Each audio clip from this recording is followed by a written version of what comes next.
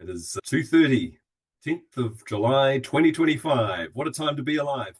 And we are on this month's Right Online live Q&A. We are live today talking about web content that works. So if you're here to learn about how to do that, you're in exactly the right place. We have Anne-Marie and Claire with us today, two fabulous consultants who have a lot of experience in this area, and they're here to answer your questions.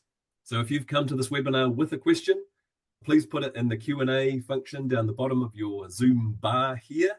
You can enter those at any time. Or if something that Anne-Marie or Claire says throughout the session makes you think of a question, put them in there and we will get through as many as we possibly can. Now, today's session is brought to you by Right Online. This is going to be part of the Right Online library. We already have many of these Q&As. We've got all sorts of just incredible content that you can watch at your own leisure. And we're also promoting in this session the web writing bundle. So if you want to absolutely master this as a skill, and it is its own skill, you should subscribe to Right Online, or you could buy the Right Online bundle for just $49, and you get 12 months of access to 9 videos, including why is web writing different, how to structure your web content for humans, accessibility, SEO, all the good stuff in there. So $49 for a year. That means you can just watch it on repeat that entire year and just absorb all of the goodness. Now, without further ado, I'd like to introduce our consultants, Anne-Marie and Claire, and I'm going to get them just to introduce themselves, tell a little bit about themselves, and then we're going to get into the session. So Anne-Marie, tell the viewers a little bit about yourself. Hi, everybody. Thanks very much for joining us. I'm a plain language specialist at Right. I've been at Right for quite a while, and I've had a number of roles during that time. And strictly speaking, my title at the moment is something different. I'm also the head of the Right Online platform, which Thomas has just mentioned. So I have quite a varied role, and I'm really looking forward to answering your questions today. Fantastic. Thank you, Anne-Marie, and thank you for joining us. And Claire, tell us a little bit about yourself. Yeah, kia ora, everyone. So my background is marketing communications. I guess I've worked through a range of different organisations, marketing manager, communications manager type roles, and I've been at Right for quite a while too, just looking at plain language and how it can help. Fantastic. We're looking forward to entering the wonderful world of the World Wide Web.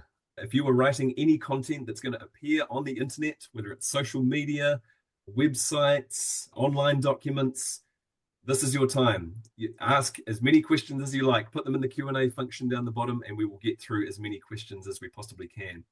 And again, this is a Right Online webinar. If you're interested and you can multitask, you might want to go to rightonline.co.nz and have a look at what you can see. If you like it, I would really recommend that you can do a week free trial and see if it's for you. Okay, now our first question that we always ask on this webinar is your top 3 tips. So Claire, I'm going to pass it over to you first of all. If you were to give your top 3 tips to viewers today about how to connect with people on the web, what would you say? I'd say the first thing is just to really think about the purpose of someone's visit to your page or to your site and use that as your guide to structure your content. The next one would be specific. So thinking about that purpose, really give them some specific steps or actions or examples or whatever it might be. And then finally, just use a natural tone. So website content is nice when you talk to the reader as though you would talk to a person. Lovely. Okay, there you go, folks. Write that down. That's absolute gold. Okay, Anne-Marie, your top 3 tips for everybody. What would you say? I would say, following on from Claire, write for your reader, not yourself, and not for the person who's commissioned you to write the content. If that's the case, you're actually writing for the person out there who's going to use your content. Keep in mind the principles of plain language, always. They work beautifully for online content. And getting a little bit more specific. There is a wonderful definition of plain language that's put out by the International Plain Language Federation. And it says, and this is just something to keep in mind with any web content writing, communication is in plain language if its wording, structure, and design are so clear that the intended readers can easily find what they need, understand what they find, and use that information. So that's just something to keep in mind with all that writing that you're doing. Fantastic. Okay, thank you both. So if Anne-Marie or Claire has said something that's got your brain wheels turning, you can ask a question and we can give you something that's specifically for you. Put it in the Q&A down the bottom there and we'll get through as many questions as we can. Now, let's get into some questions. Right. Here we go. What tips do you have for writing calls to action that are compelling and clear? Usually we are using our web presence to get some kind of action. What are some things that you'd say to folks out there who are wanting calls to action? They're wanting people to do things. Is there a certain type of language we can use? Is there placement? What would you say, Claire? Yeah, it's a great question. So one of the things that we're often asking people to do online is to follow links like click here to read more. I would say those type of links tend to have really low engagement, especially the read more. What we want to do is show the readers where they're going to go and what they're going to get from it. So we might be better to say, see our case study on this on our case study page. And the same, I think, would go for other calls of action, just reinforcing why people will go there, what's the outcome that they can expect by taking any particular course. Cool. Lovely. Anything to add on that one, Anne-Marie? Did you notice that Claire's examples used verbs? So verbs are really important in a call to action. They're also important in link text of various kinds. But yeah, for a call to action, I'd say make sure you have a verb and that you're really clear, like Claire said, about what you want the person to do. Fantastic. Okay, some people will be writing for the web without any previous experience. And whenever we're doing things that we don't have experience in, we're prone to errors. What are some really common mistakes that you might want to discuss so that people who are watching, who are maybe new to this or haven't got a lot of hours on the clock, what are some common mistakes that people might make when they're transitioning to web writing? Anne-Marie, what would you say? Oh, look, I know this is a tendency I have, which is to be wordy and verbose. So try to be really concise and be even more concise than you would be in other types of content. So really keep your sentences short. I think in our workshops, we usually talk about 12 to 15 words or something like that for content. Normally for web content, think about 9 to 12. And even if you're not always doing really, really short sentences, that will help you to keep your sentences a bit shorter. So yeah, that would be a prime tip I would give. Lovely. What would you say there, Claire? What are some common traps that people might fall into if they're writing for the web? Yeah, I think you put some really good points there, Anne-Marie.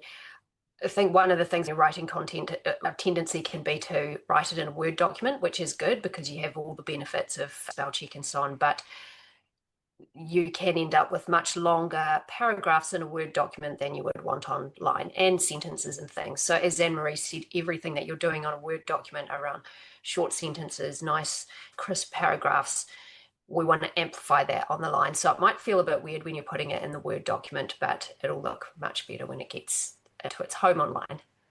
Interesting. So would you, like, for example, if we're expecting that people are going to be reading stuff on their phone, would you reduce the margins down to about a phone's width? Is that something you would do?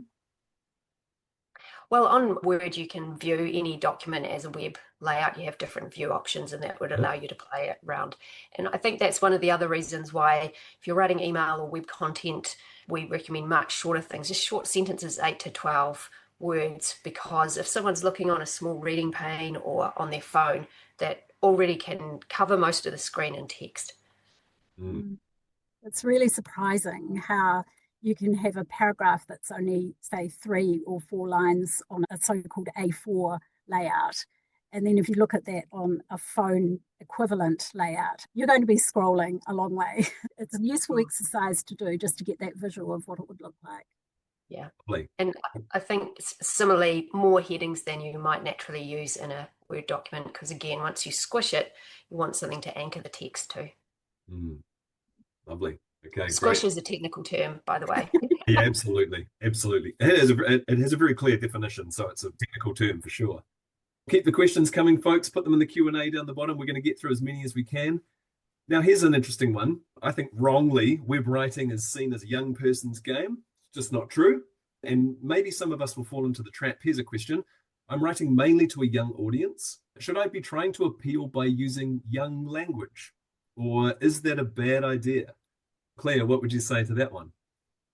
I could try and say bad idea, no caps, but then I probably would have got it wrong. Yeah, I think some kind of slang and jargon, it's very easy to get wrong, I've found. and it dates very, very quickly and can exclude a big audience. I'm really interested to hear what Anne-Marie says, but I also want to mention one thing I have heard, which I think is an interesting idea, is someone who's a very good writer mentioned sometimes if you use a really mainstream pop culture reference, it can help your content to resonate with people. And that would be very specific to your site, of course, like fashion or music, it might be appropriate, but some sort of government service, not so much. So I just think it's being really aware of your readers and your jargon limits as well. What do you think, Emery? As you say, it comes back to the audience, doesn't it? I had mixed feelings when I heard this question because my first thought was, no, I would not use youth language. I'd use nice, clear, plain language, which we always advocate, which is by definition conversational and friendly and relates to the reader. But on occasion, I can see that if you've done the work and you've looked at who your audience is and you've got that person in mind, that it might be very appropriate to have certain things that are more youth focused or youth language. One of the things is to make sure your content is relevant. Relevance is a big principle for making sure your website is working well. So if it's really relevant, then I say give it a go. And keep reviewing it too, because you don't want things to date for sure. Lovely. Great advice. Okay. All right. Here's a question. Is there a best practice approach for using accordions in a web page? Is it better to use accordions or just separate the sections into different pages? Any hot takes on that one? I feel like this is someone with inside information who wrote that. Well, put it this way, that strikes a chord. A chord, no pun intended. Oh my God. We have accordions on the Right Group website, and I have to say that they were a great idea when we first designed the website, which is under review at the moment, I hasten to add, but I'm not so sure that they work well or as well now as they might have done back then. I think for us, we run the risk of having a lot of content on our website because we've got so much to say to people. And so you can just kind of pop another, whatever it is, another layer into the accordion, which perhaps isn't best practice anymore. I would go so bold as to say accordions are not best practice. Yeah, right, I agree. All of these kind of website practices do tend to move quite quickly over time and they go in and out of fashion. And there was certainly a time where accordions versus a whole lot of click-to pages seemed to have really good performance. And the idea of sending people to a continuously new page went out of fashion. But I think we're starting to swing the other way now. What I would say is for best practices accordions is use all the other kind of techniques we would use and make them really clear. It's funny someone mentioned this because I find accordions quite frustrating to work with because often they'll break and they do seem to be something that often goes wrong with the website and they can be a bit vague.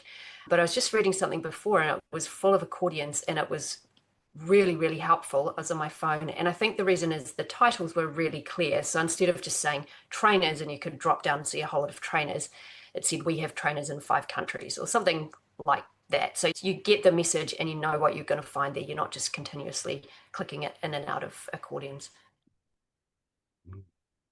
Lovely. Any other thoughts on this topic, either of you? No, we've covered it. I'd love to see where the engagement levels go because it's such an interesting thing. It does seem to be one of those things that's constantly moving. Speaking of constantly moving, let's talk about AI. We've got a question here. Should I use AI to help me write content for our regular updates on our website and social media? It seems to be faster, but will it be more generic? What do we think? Let's give some tips for people who are going to be using AI like this person and some cautions, some things that they should be wary of. Anne-Marie, what would you say? Tips and cautions for using AI for this person, its website and social media. Well, AI is an amazing tool. That's a very generic thing in itself to say, isn't it? But I would say, yes, do use AI to help you write web content. I would say, along with that, be very careful to use a really clear prompt and to be specific about the kind of content that you're writing and give information to the AI about the audience that you're writing for and the purpose of your content and also brand guidelines. So you end up writing quite a complex prompt. It's not just going to be one sentence unless you're just ideas generating at the beginning. But it's super useful. But my biggest tip of all would be look very carefully at the content, the answer or the response, what you get from the AI, and then review it carefully to make sure it covers the question you gave it, the prompt that you gave it, and also your own requirements, your brand guidance, your style guidance, and all those kinds of things to make sure that it is actually fit for purpose. And you'll probably end up doing some rewriting, I would suggest. Great. Okay, Claire, anything to add on that one? AI, tips and cautions. I would agree. It's a great tool and it can save so much time, especially if you've got that blank page and you've got to write 10 prompts or plan some content. I think it's really useful at that time.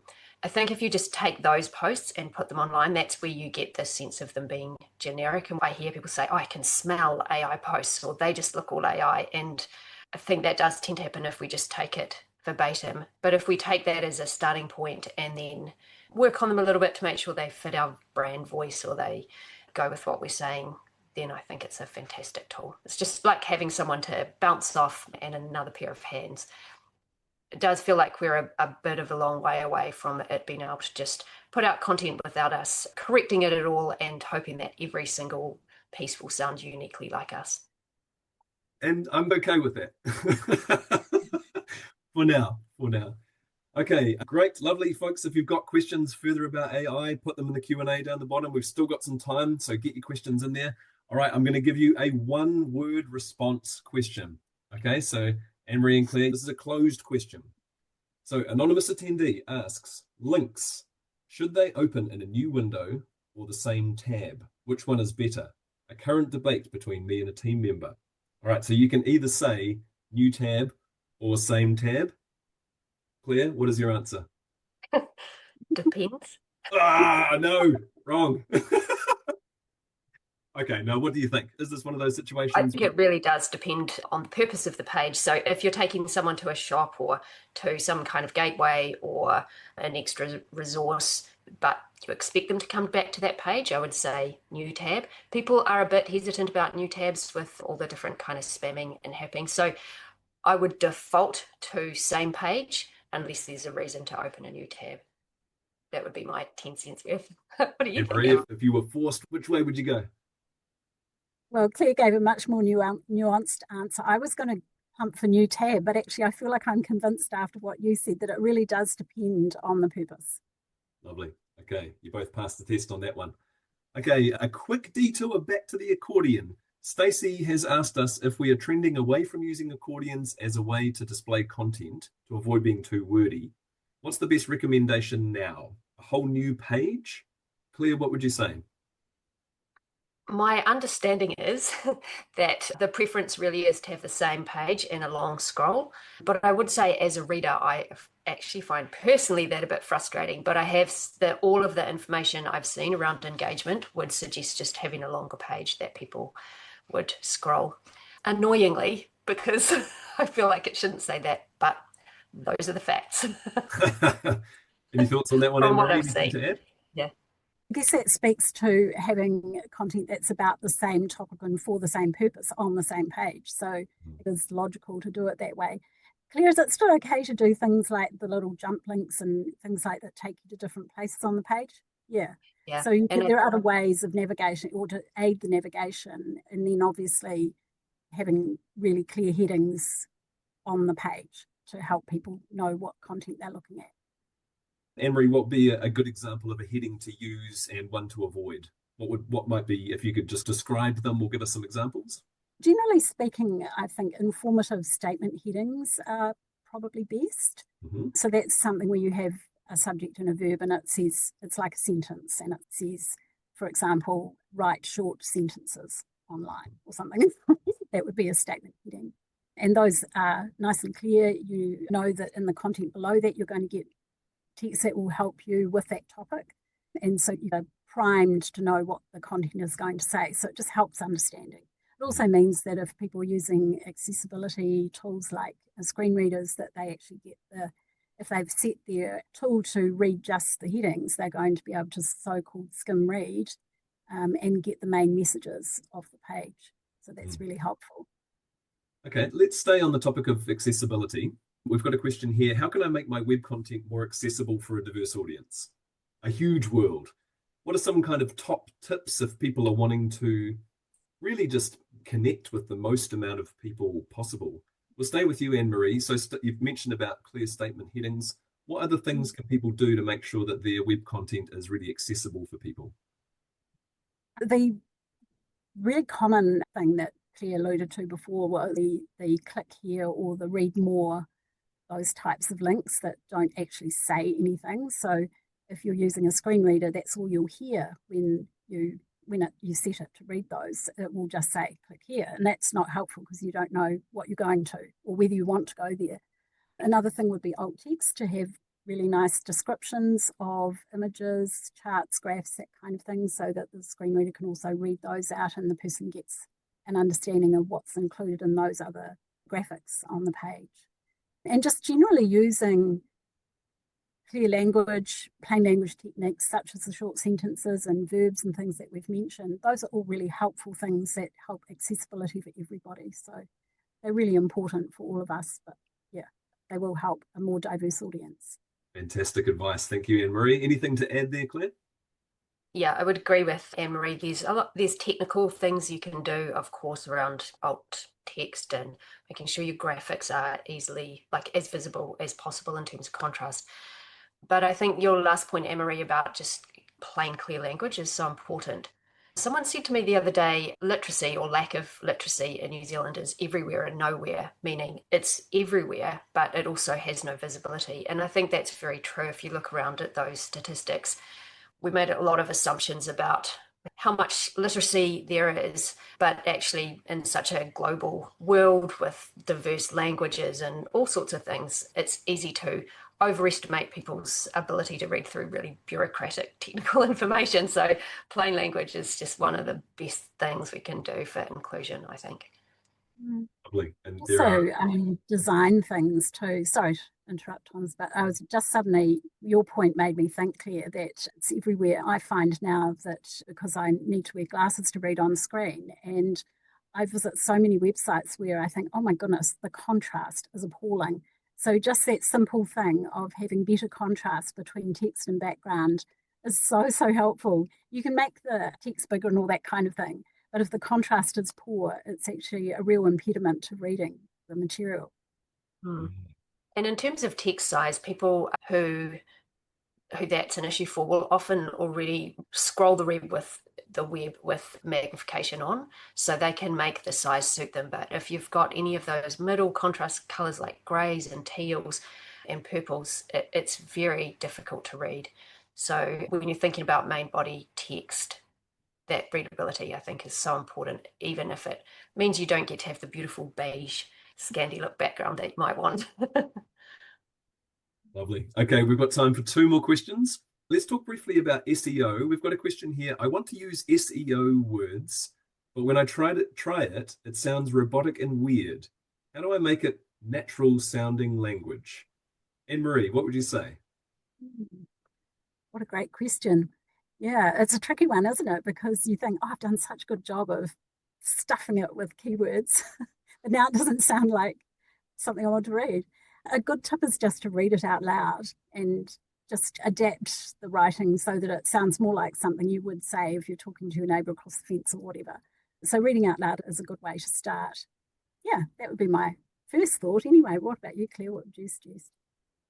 Yeah, it's interesting. Again, I feel like this is an area that's moving so fast with AI. And I think the thing that's always been a good thing to point to is if your content really serves the readers, that's going to be one of the best things you could do for SEO. So I've seen some little murmurs about the type of questions people might put into AI, like what are the best restaurants in my area? And if you have content like listicles that speak to that, the best restaurants in this area, that might make you more likely to get served up. But I've always been a bit suspicious about trying to play those algorithms, because as soon as someone comes up with some big thing of put this keyword this many times here, it will just evolve a little bit. So I don't think you'll go wrong if you genuinely think about your readers and make sure that your content is meeting their needs.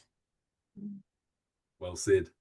Okay, here's our final question for today. Anonymous attendee asks, what's your opinion on FAQs, frequently asked questions. Should they never be used, or are there cases where you think they're useful? Claire, we'll stay with you on this one. What are your thoughts? Are you allergic to these, or do they have their place? Yeah, I do love to hate on FAQs a wee bit. Not these kind of Q&As. I think if something's frequently asked, then why don't we frequently tell it? If there is a question that a lot of readers have, I think we can help them by just making that at the top of the page or in the headings, or really serve it up to them. That's one thought. The next thought is sometimes FAQ questions do come a bit of a dumping ground for things that we get feedback on and we know people want to know, but we don't know where else to put it in the kind of architecture. Thirdly, they can be a little bit frustrating as a reader if they sometimes have that slightly clickbaity feel, or you might, if you have a question and your question's not among the FAQ, or it's not quite the question you have, that can be a little frustrating. But like any of these things, just a blanket no is not really appropriate either. There's definitely times where an FAQ would work, often when there's a big, wide audience and we're quite aware of some of the questions that people regularly have. But I also think, like Anne-Marie said, it's about regularly updating them. If you're seeing a lot of questions coming through, perhaps it means building some really focused content around that. Lovely. Anne-Marie, anything to add on that one?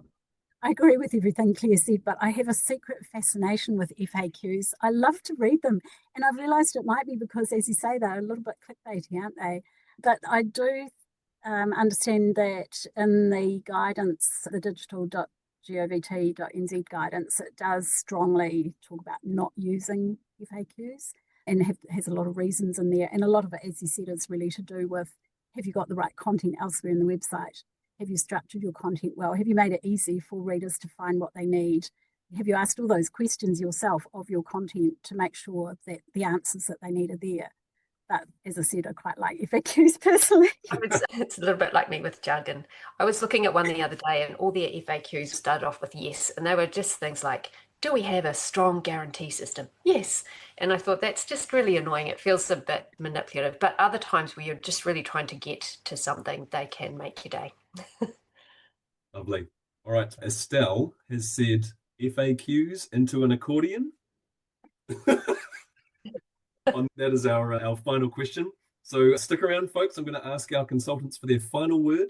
But just for now, that's the end of our question time.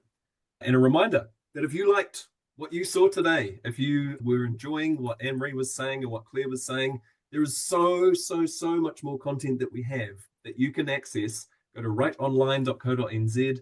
You can learn about all of the plain language stuff we're talking about, things about accessibility, about using your time. Pretty much anything you can think of is there to watch at your own convenience.